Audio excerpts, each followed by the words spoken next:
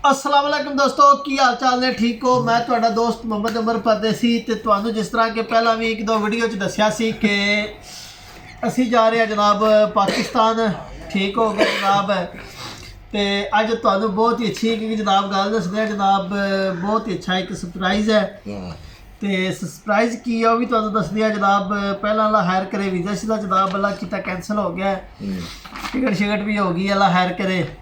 तो जनाब छुट्टी जा रहे हैं इंशाल्लाह, 6 महीने जाके तो घर आ फिर इंशाल्लाह आवांगे। ये गल गई मुक इत्थे जनाब, तैयारी शारी भी हो गई, अल्लाह खैर करे।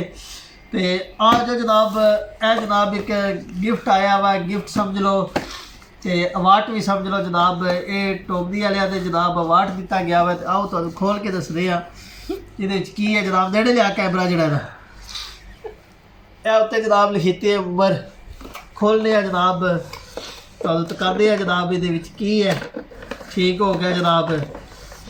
तो बहुत ही जनाब अच्छी चीज़ है, माशाल्लाह जी माशाल्लाह जनाब। चेक करो जेड़े लिया जनाब सही करके दी वीडियो लै।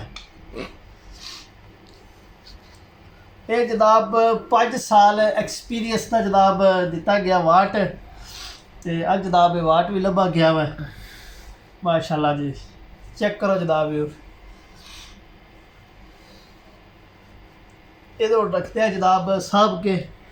तो ये जनाब 5 साल एक्सपीरियंस का लैटर है जनाब। बंद कर, थोड़ी जी फोटो लै जनाब।